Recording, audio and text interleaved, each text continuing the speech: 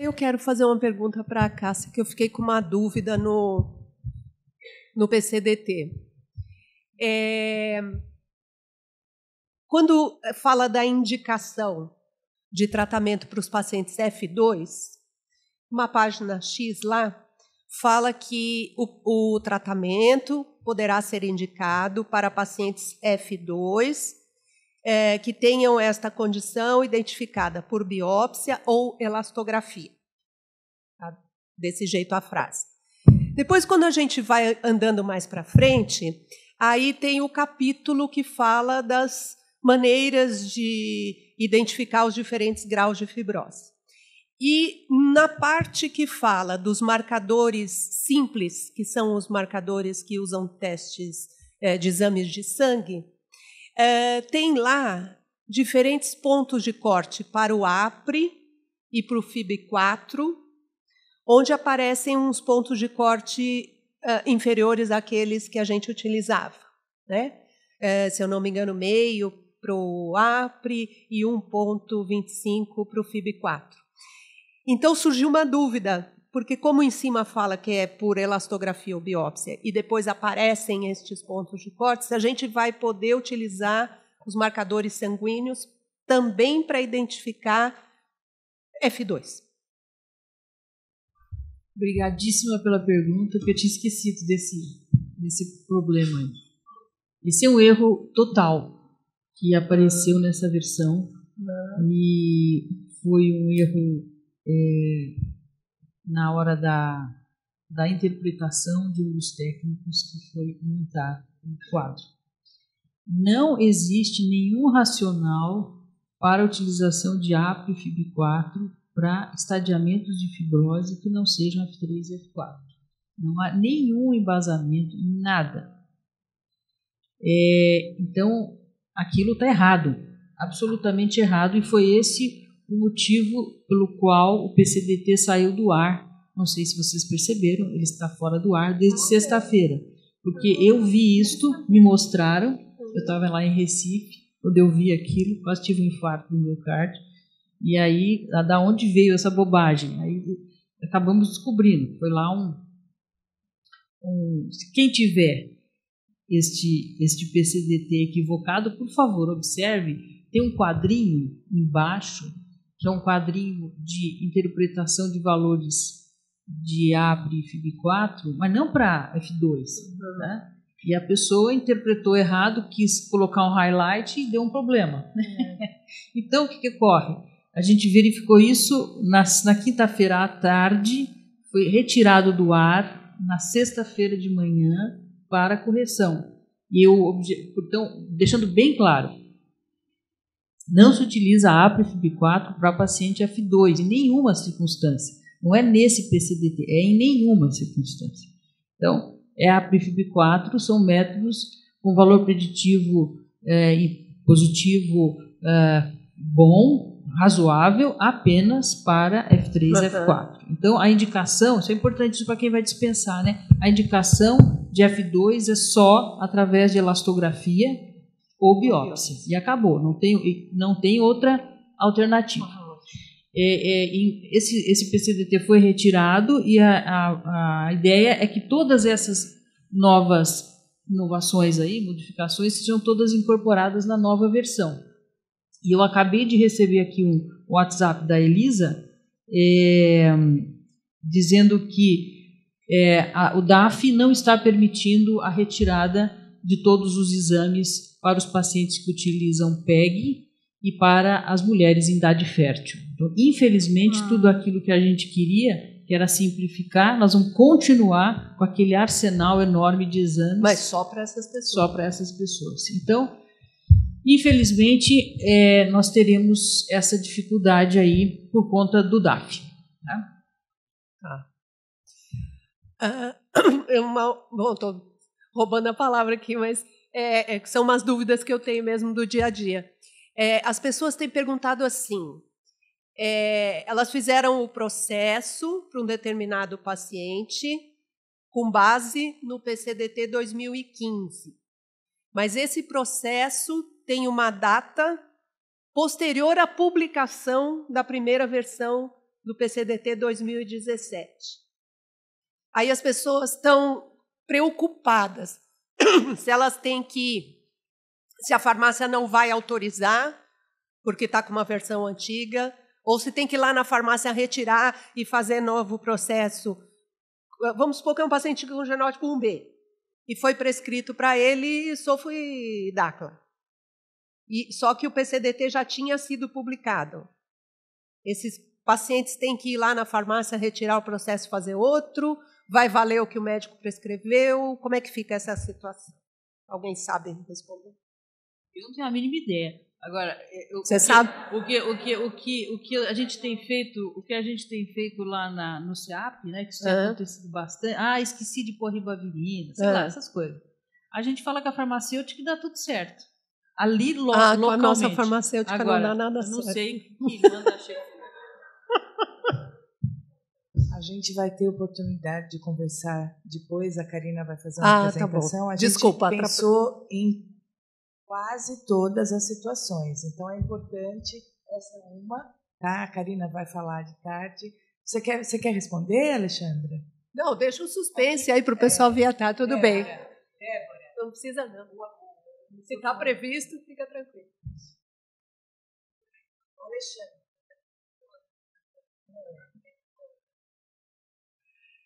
Então, assim, porque depois vocês também talvez não estejam aqui, né? As solicitações que chegaram antes da data do PCDT vão ser aceitas, serão aceitas. Após, não. Daí tem que seguir a regra, tem que trocar. Tá bom? Qual é a data? Teoricamente, qualquer uma lá. Opção nova é melhor. Então, a critério do médico. Eu fiz uma bobagem, tá? Você pode trocar. Eu posso, isso que a gente pode. Tem feito. O que a gente só não quer, assim, burocratizar. Então, digamos que o médico do paciente, embora com o PCDT novo, ainda faça a manutenção da sua prescrição antes da versão nova. Então, nós não vamos fazer ele trocar, mas ele tem a opção de alterar a prescrição se ele quiser e trocar aquilo que chegou na farmácia, nós só não vamos exigir. Mas se for uma opção, assim, que nem esse exemplo que eu dei, porque agora é obrigatório usar 3D no 1B. Se ele fez essa prescrição posterior à data da publicação do PCDT, sem o 3D, tudo bem? Então, se ele fez antes... Não, fez posterior. Não. Ele não sabia que foi publicada no dia 31 de agosto e fez a publicação. Posterior ao PCDT é a regra do PCDT. É regra do PCDT. Isso. Professora, para Maria Cássia primeiro, obrigado, muito esclarecedora a sua palestra. Eu tenho uma dúvida, fico com uma dúvida em relação ao relatório médico, quando a senhora fala em casos especiais, que é uma dificuldade muito grande hoje que a gente ainda tem, do relatório médico, segundo o PCDT passado, contemplar todas aquelas informações. Continua sendo preciso ou realmente fica para situações especiais e o que é a situação especial? Olha, a ideia do relatório é para você pontuar um caso, por exemplo, que não seja os clássicos, né? Então vamos pensar aí, um linfoma, tá? E o paciente é um F0 hoje, ok? Ano que vem não vai precisar nada, né? Porque vai tratar todo mundo, então acabou tudo, tá lindo. Mas hoje ainda eu tenho um linfoma e eu quero tratar a hepatite C dele antes, né? Aí você tem que escrever, tem que documentar o que você está falando. Agora, veja, isto quem vai receber é a farmácia. Você vai explicar, né? Então, é assim, essa questão vai continuar. E, como eu disse, infelizmente, vários exames vão continuar. Acabei de receber o WhatsApp aqui, porque o DAF não permitiu retirada, sei lá por quê. Né? Por mais que a gente tente, a gente não consegue às vezes. É que a gente trabalha hoje com um relatório pré-preenchido que vai facilitar muito isso, onde só tem pequenas linhas, então mantém. Acho não, quer dizer, isso quem estabelece é a farmácia, tá né? Bom. Beleza. Tá. A segunda seria, eu posso receber do genótipo 5, então. Por favor. A gente tem um caso. Vai tratar ele, receba. E a terceira, só complementando da professora Maria Lúcia, eu recebi de F2 há 2 semanas, um pouquinho antes da publicação, um pedido de tratamento para F2. E logo em seguida mudou o protocolo, eu ia devolver, falei, não, agora eu vou segurar e vou tocar para frente. Mais ou menos o que aconteceu lá com a gente. Olá, bom dia. Meu nome é André, eu tenho uma dúvida. Dia 27 de julho, o ministro fez o anúncio que... Você é de onde, André? Santana de Parnaíba. Obrigada. O ministro fez o anúncio do interesse dele em expandir mais os casos tratados, não só para F3 e F4, e associando com uma modalidade diferente de gestão, que seria a questão do risk sharing, o compartilhamento de risco.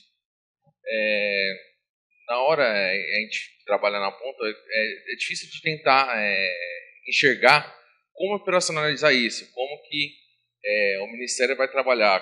A proposta que foi apresentada era que o Ministério só pagaria os tratamentos que dessem certo, que tivessem a cura sustentada.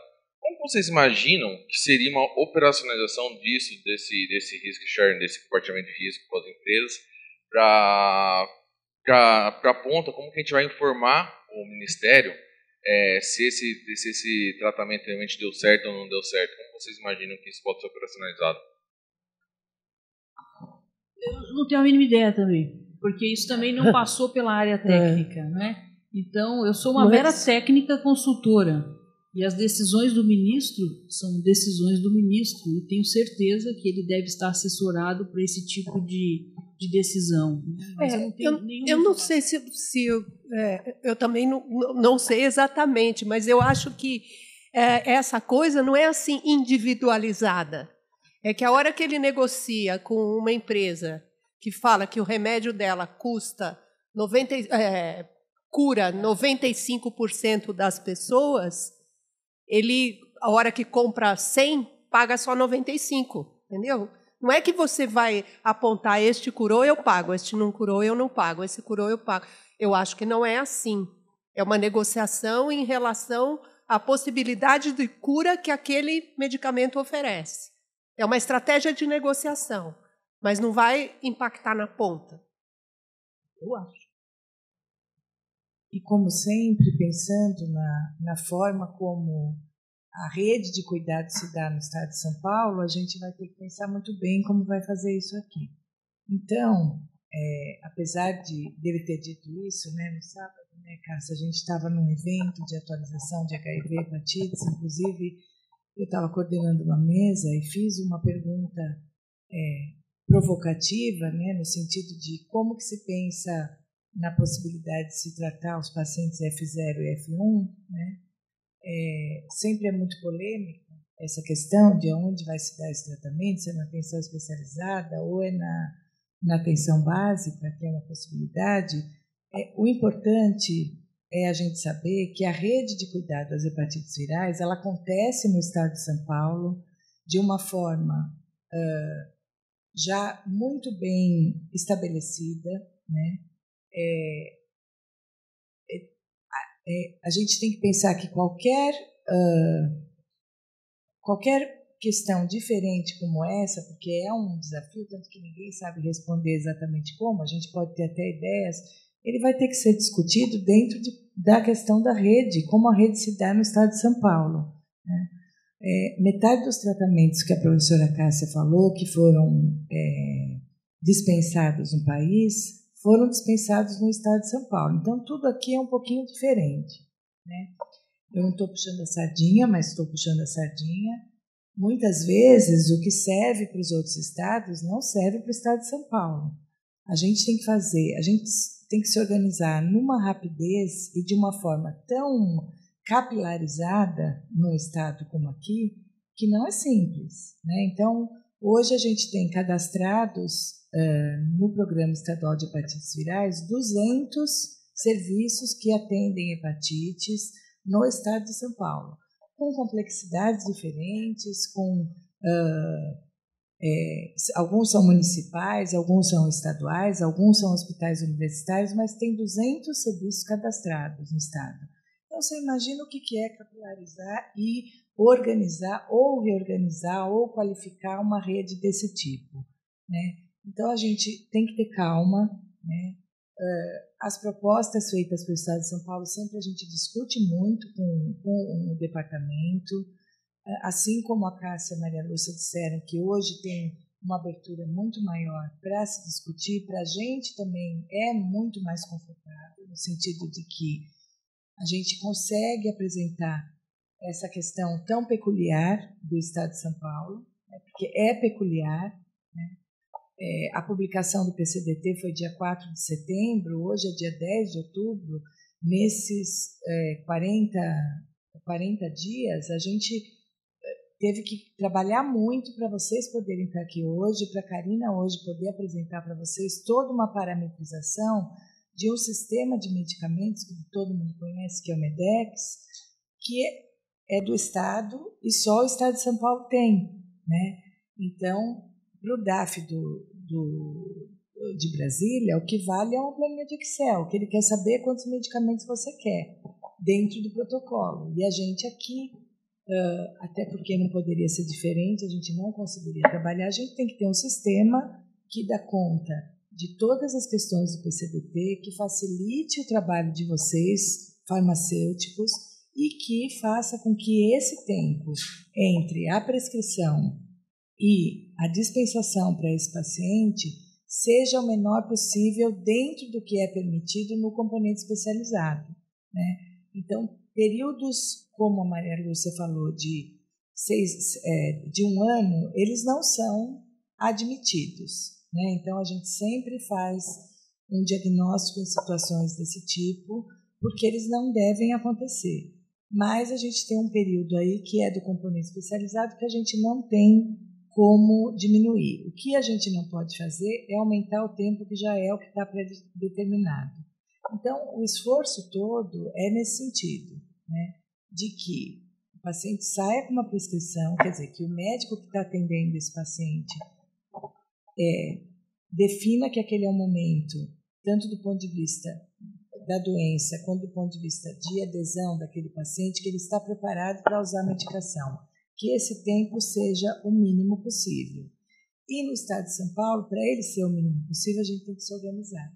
Qualquer coisa nova que aconteça, para a gente, exige um trabalho muito rápido e muito capilarizado para que todo mundo saiba o que está acontecendo. Mesmo assim, acontecem problemas. Então, sempre que a gente fala, e nem sempre acontece dessa forma, né, porque as questões envolvem várias instâncias do Ministério da Saúde, às vezes a gente é pego de surpresa, como a Cássia também é, né?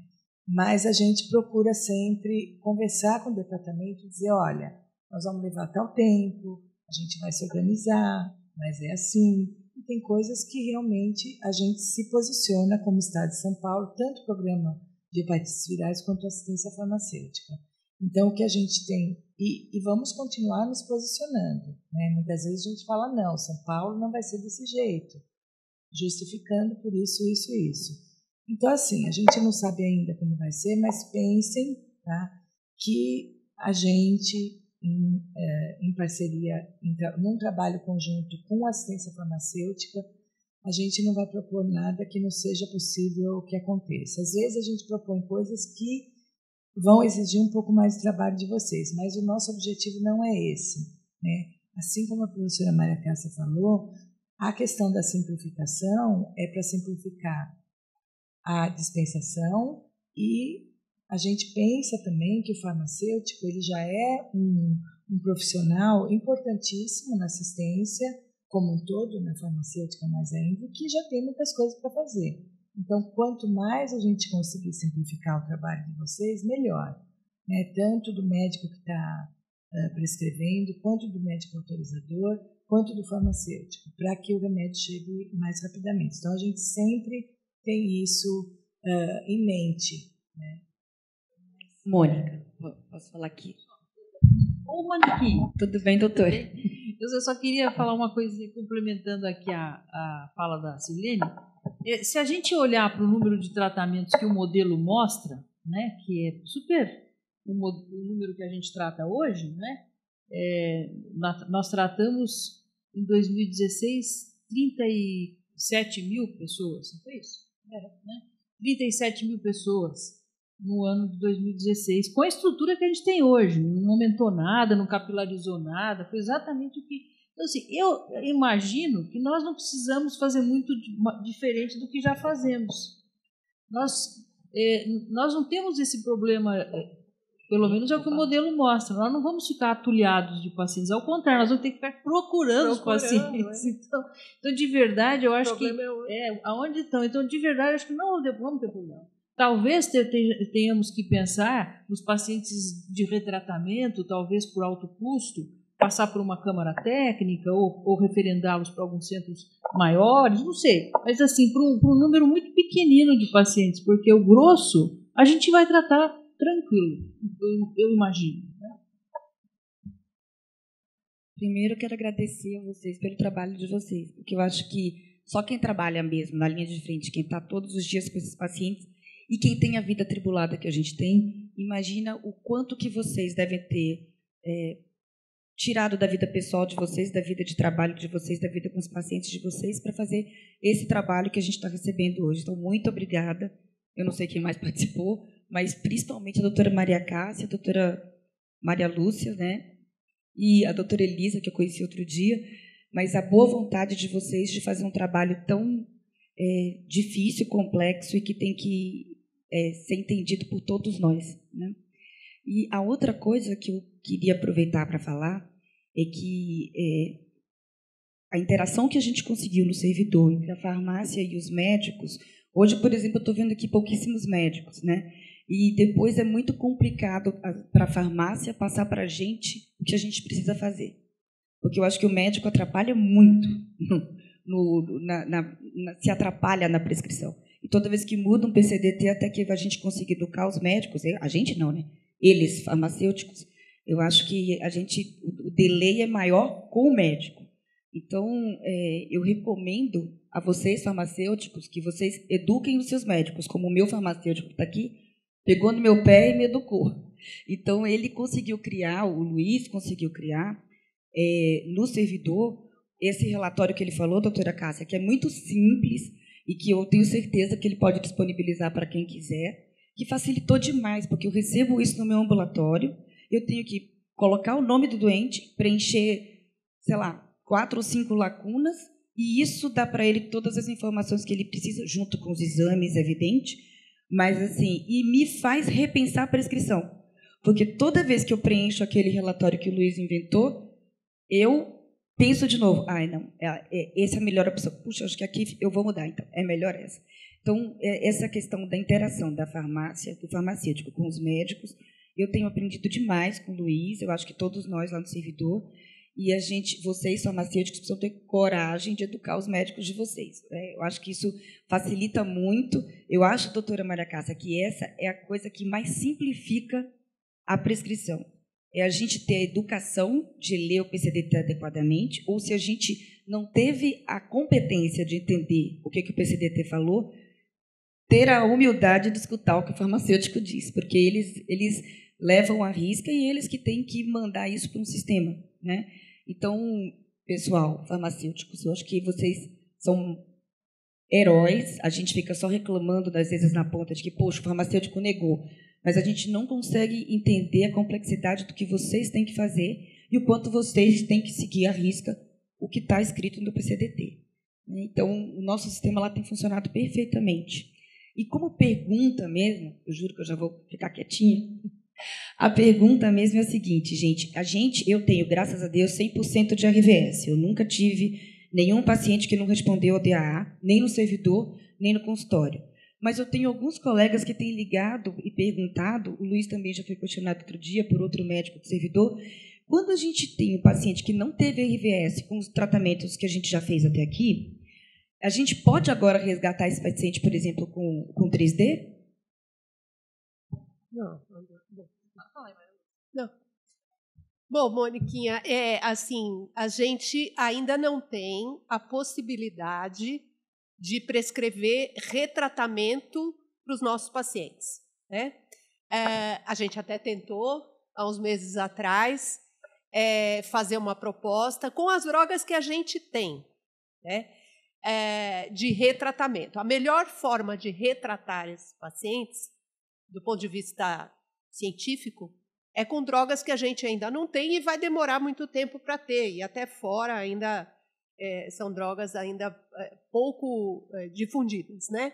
Então, a proposta que a gente... Eu nem sei o que vai ser reapresentado, se é a mesma coisa que foi apresentada anteriormente, mas a proposta que a gente tinha é retratar os pacientes com o que a gente tem, né? Então, usar 3D ou não depende um pouquinho, porque se você tratou o seu paciente com o IP e ele não respondeu, talvez não seja a melhor opção você dar um esquema com IP de novo, por exemplo, né?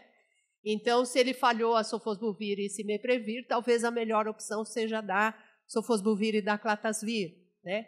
Agora, um paciente que falhou a sofosbuvir e daclatasvir, aí sim, talvez seja melhor usar um esquema triplo. Antes a gente estava pensando em utilizar sofo e cime, mas se você tem um esquema triplo, os esquemas triplos costumam funcionar melhor num resgate. Então, tudo isso tem que ser... mas ainda não pode, né? Para o genótipo 3, pior ainda, porque a gente não tem muita opção de resgate do genótipo 3. Então, existem alguns dados que não são nem dados publicados assim com um corpo suficiente, você resgatar com PEG, RIBA e sofosbuvir. Alguém que falhou a sofosbuvir e daclatasvir. Então, são coisas todas que a gente vai ter que estudar mais ou menos caso a caso, mas não pode, atualmente não pode mandar nenhuma proposta de retratamento, porque ela não será aceita enquanto isso não passar na Conitec. Agora, eu não sei, a Cássia disse que essa reunião já está agendada, então agora eu pergunto para ela que proposta faremos para retratamento. Nós mantemos a mesma proposta anterior, adicionando 3D para alguns esquemas, mas já tem isso vai passar numa reunião anterior à Conitec, mas é uma reunião de análise prévia da Conitec, e a impressão que a gente tem é que o uso de 3D vai ficar complicado, porque são 24 semanas com sofosbuvir, e aí você tem que custo-efetividade, né? Então, enfim, a proposta a gente faz, o não a gente já tem, o que vai passar a gente não sabe. Só um pouquinho, Adalto. Eu queria só fazer um comentário em relação ao que a Mônica falou. A gente organizou essa atualização pensando em chamar as farmácias de medicamentos especializados, que são 37 no estado todo, e demos 2 vagas para cada farmácia, por questões óbvias, né, de que os farmacêuticos deveriam estar representados, os médicos autorizadores, os farmacêuticos das DRS, os 66 representantes dos 66 municípios prioritários para as hepatites virais, os 27 interlocutores, e até a semana passada a gente teve uma adesão que não era do total de vagas que a gente tinha para oferecer, que esse auditório tem 230 vagas. E a gente abriu para os serviços de atenção especializada das regiões. A gente sabe que está difícil, né, sair dos locais e vir para cá. Então, o que a gente também pensou? Se vocês, quem já percebeu, ali tem uma filmadora, a gente está filmando esse treinamento, ele vai ser disponibilizado para todas as regiões, a gente espera que vocês consigam divulgar, às vezes é mais fácil, né, vocês fazerem a divulgação, e provavelmente a gente deve, até o final do ano, fazer webconferência ou alguns treinamentos presenciais, principalmente aqui no município de São Paulo, que tem muitos serviços, e a gente já conversou com a Célia para fazer uma parceria para fazer um treinamento presencial aqui. Mas entendam que está sendo muito complicado, tanto para a gente, porque é uma energia muito grande para fazer treinamento presencial, quanto para as pessoas saírem. A gente tem dificuldades básicas de transporte, diárias, hospedagem, né? As meninas estão aqui, que são de longe, estão fazendo assim, então a gente sabe que são as mesmas pessoas sendo demandadas para várias coisas, né? Então é só para dizer, Mônica, que realmente tem um trabalho que vai ter que ser ali do farmacêutico, né? E eu acho que disponibilizar o treinamento gravado, acho que também é de grande valia, porque vocês podem, no local de vocês, fazer, por exemplo, uma discussão, né, anotar dúvidas que não puderem ser sanadas, e a gente está à disposição, e o pessoal da assistência farmacêutica também está à disposição, como vocês sabem que sempre está. Desculpa, Adalto, agora é sua vez. Adalto, da Vigilância Sanitária. Quando vocês explicavam ali o PCDT, a condição clínica e o tratamento, uma dúvida que eu fiquei é em relação à idade dos pacientes, que é um caso que eu trouxe para a apresentação na sequência, que é algo que chega para a gente na vigilância sanitária como aqueles casos que tiveram um desfecho ruim. E você vai olhar o paciente, por exemplo, ele tem mais que 75 anos. O paciente, nessa condição, ele tem a mesma resposta que um paciente de 50 anos ou 60? E como que vocês veem esses pacientes idosos usando esses medicamentos? Atualmente, não há limite superior de idade para você fazer a prescrição dos DAAs, né? Só há o limite inferior. Então, pacientes com idade superior a 18 anos. Essa questão da idade cronológica, ela é sempre muito discutível, né? Porque você tem pacientes com 80 anos que estão extremamente bem do ponto de vista físico, do ponto de vista intelectual, para conduzir o seu tratamento, e tem pacientes com 70, 75 anos que estão numa condição ruim, né? Então, isso tem que ser avaliado caso a caso pelo médico prescritor. Não há realmente nenhuma limitação de idade. Tem saído vários trabalhos assim de resultados do tratamento de DAAs em população idosa, tal. Eles são iguais, desde que você selecione bem esses pacientes sem complicações, sem comorbidades. O que aparece é quando o paciente é grave. Então, cirrótico, Child C, um dos fatores preditivos de má resposta é ter mais de 65 anos. Aí nem é uma faixa etária muito elevada, mas aí já é um paciente numa condição muito ruim, né? Então, não há limite de idade, mas a condição clínica do paciente tem que ser respeitada no momento da prescrição. Bom dia. Me chamo Adriano, sou de São José do Rio Preto, do Hospital de Base. Tem alguns casos especiais que estão aparecendo na farmácia de genótipo 1B, que o paciente apresenta várias interações a alguns medicamentos e que o médico está com dificuldade de fazer a troca.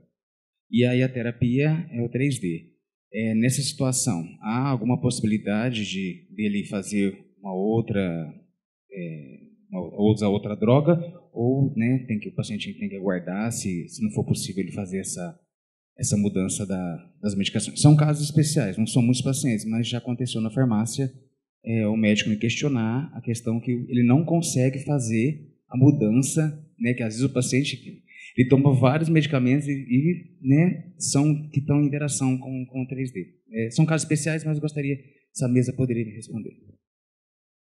Que bom que você trouxe essa questão. Acho que ela deverá acontecer. Não sei responder para você. Isso tem que ser decidido lá no departamento. Eu acho que tem que abrir outros medicamentos para esse paciente. O problema é que eu já sei que o departamento vai falar. Mas aí então vai ficar complicado porque todo mundo vai ficar intolerante. Então eu não sei como isso vai ser solucionado, não cabe a mim. Mas claramente acho que o paciente tem que ser individualizado na sua necessidade, e não é porque ele não combina lá com o 3D que ele não vai tratar. Isso é inadmissível, né? Então nós temos que pensar uma alternativa e acho ótimo que você tenha trazido isso para a gente pensar internamente numa solução. Né? É verdade, eu acho que é bem lembrado. Pacientes transplantados, por exemplo, né, os imunossupressores têm muita interação e não está em nenhum lugar especificamente pacientes em uso de imunossupressão para transplante. Então, acho que são situações que terão que ter uma abertura, realmente, né? Não tem muito sentido. E no caso, por exemplo, de imunossupressão, não tem muito o que trocar, né? É difícil.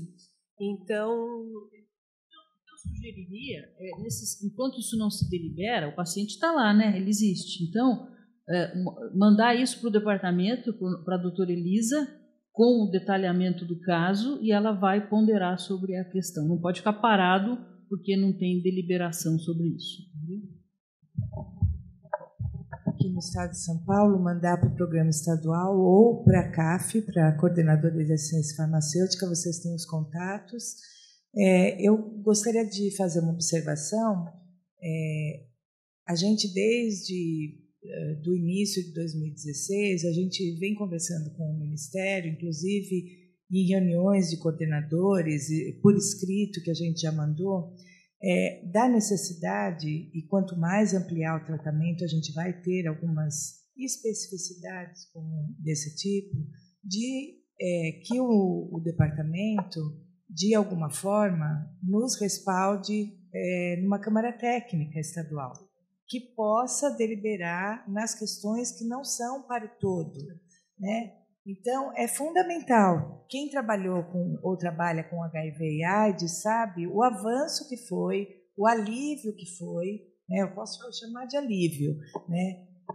Da dificuldade que existia, e quando foram instituídas as câmaras técnicas, da responsabilidade que o Estado teve, e a gente sempre se colocou como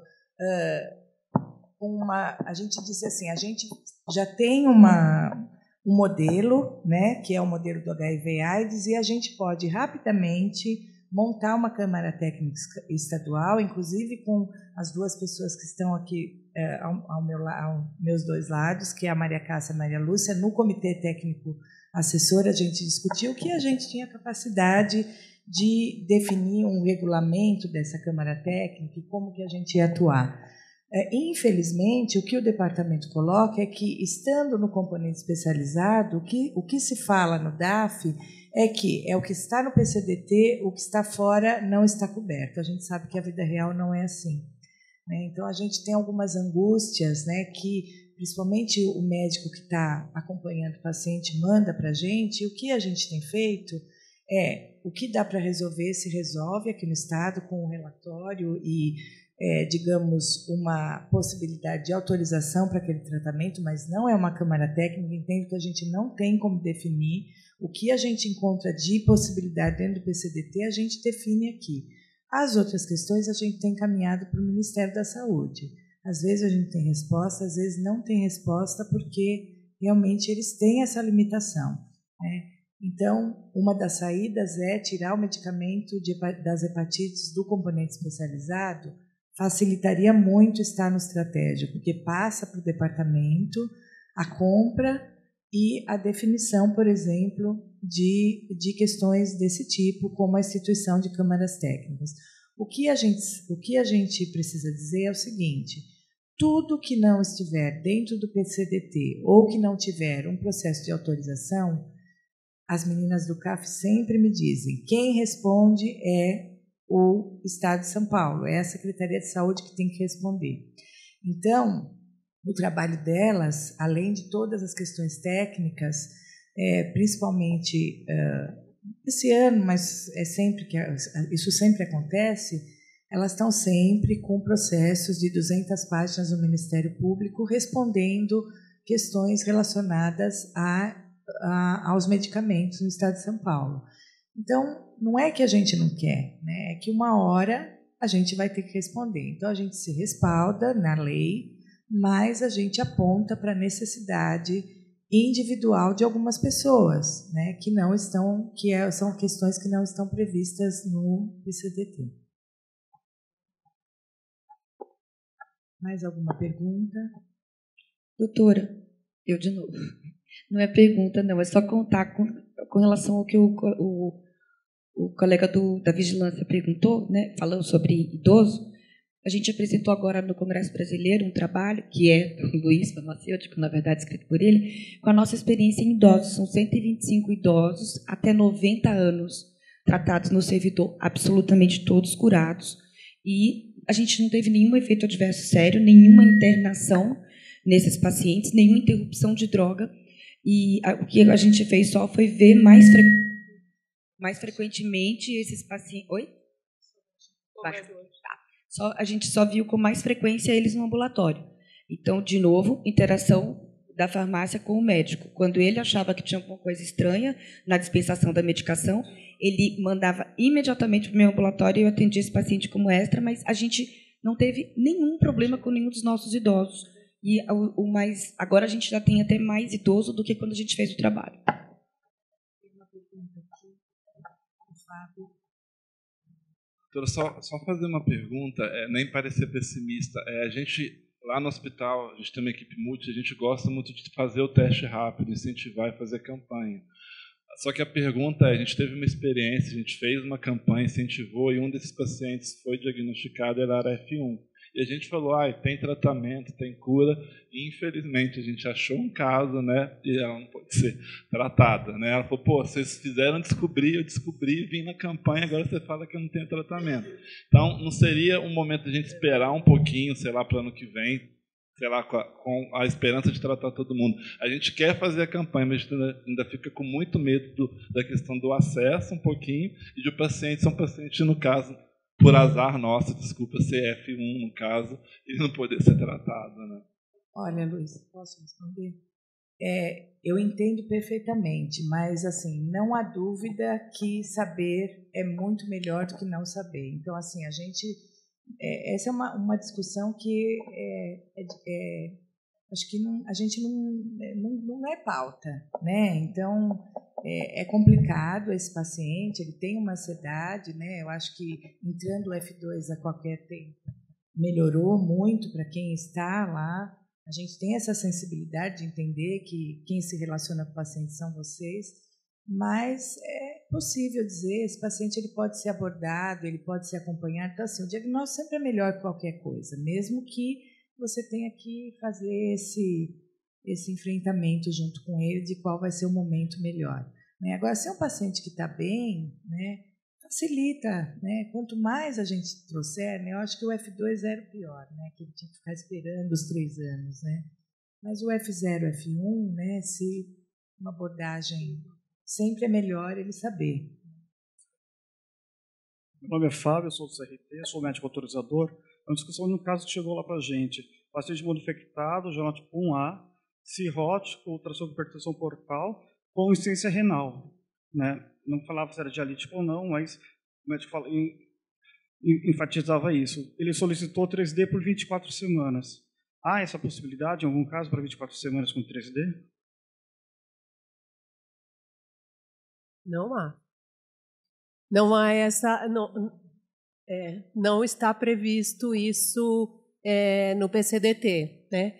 É uma situação muito particular realmente que você está colocando. Quer dizer, é um cirrótico com genótipo 1A e que tem também insuficiência renal, imagino que com clearance inferior a 30, que seria a situação onde a gente não deveria usar sofosbuvir, né? E, por outro lado, no cirrótico 1A, você deveria tratar por 24 semanas, com 3D. Não está autorizado. Talvez fazer alguma justificativa, quer dizer, aí a gente teria algumas opções, né? Tem aquele... se bem que o estudo Ruby 2 foi 12 semanas sem ribavirina, era um estudo para dizer que talvez a ribavirina não seja tão necessária assim, né? Porque nessa sua situação, eu teria mais preocupação ainda em usar 3D. Porque, além de usar muito tempo, ainda ia ter que usar necessariamente ribavirina num paciente com insuficiência renal crônica, onde tudo que a gente não quer é usar ribavirina, né? Então, eu acho que nesta situação, a única coisa que resta para a gente fazer é fazer uma argumentação para tratar esse paciente com outro esquema, seja sofo e CIMI, seja sofo e DACA, por 12 semanas, né? Que não vai implicar em custo maior. E já existe alguma experiência acumulada de que sofosbuvir, mesmo com clearance inferior a 30, principalmente se for um paciente dialítico, a gente não tem complicação maior e já existe estudo publicado com segurança no uso, né? Então, acho que vai ter que argumentar a mesma situação, mandar um relatório. Obrigado. Essa é uma resposta em relação a você. O quanto importante é fazer diagnóstico, né? Porque esse paciente, provavelmente, mesmo que ele tenha tratado e não ter respondido, quer dizer, isso mostra uma evolução, né? E hoje, com essa possibilidade que a gente tem de tratamento com os DAs e alta resposta virológica sustentada, a gente espera que a gente tenha esses casos que sejam raros, né? Que não sejam comuns, cada vez mais. Mais alguma pergunta? Pois não.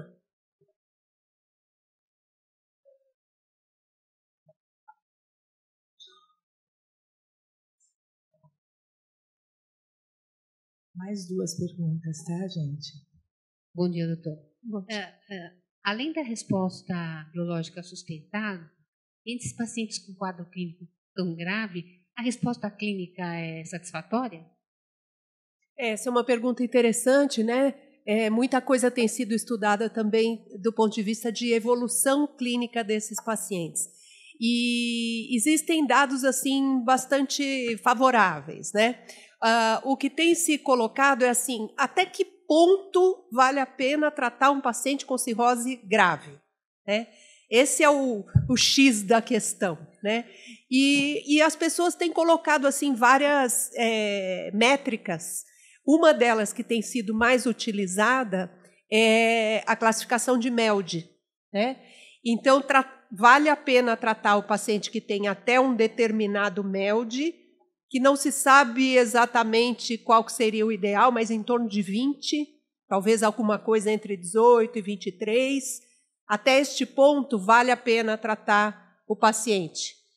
A partir deste ponto, a gente começa a fazer mais mal do que bem, né?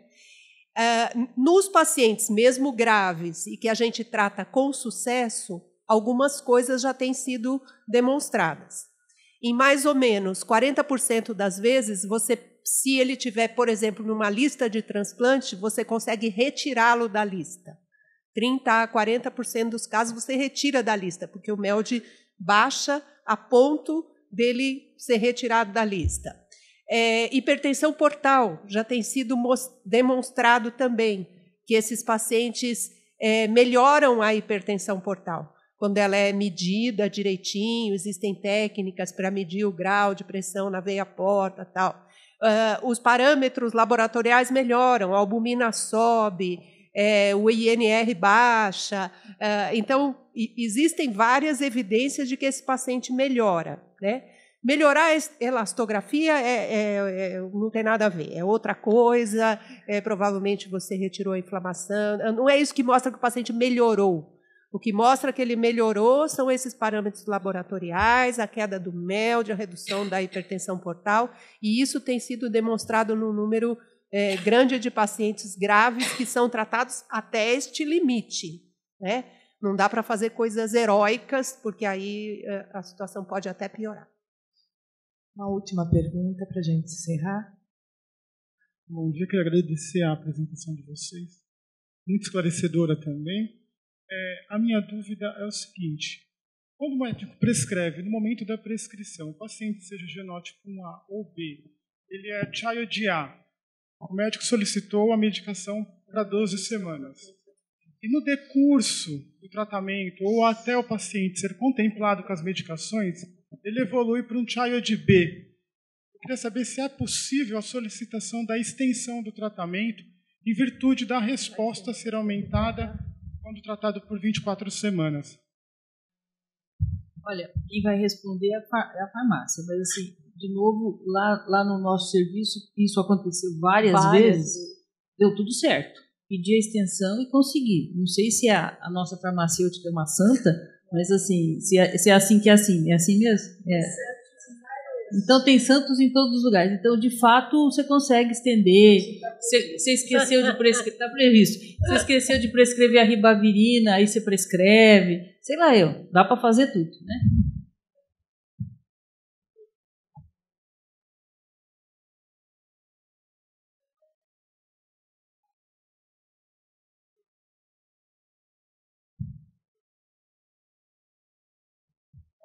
Posso perguntar se tem alguém da farmácia da Vila Mariana da Altinuarantes aqui? Eu queria agradecer novamente a plateia pela grande participação. A gente sempre sabe que a gente chega com dúvidas, sai com dúvidas, mas assim, é essencial, né, apresentações e discussões do tipo que a gente teve hoje não se esgotam, né? Mas a gente continua à disposição. Eu queria novamente agradecer também a professora Cássia e a professora Maria Lúcia.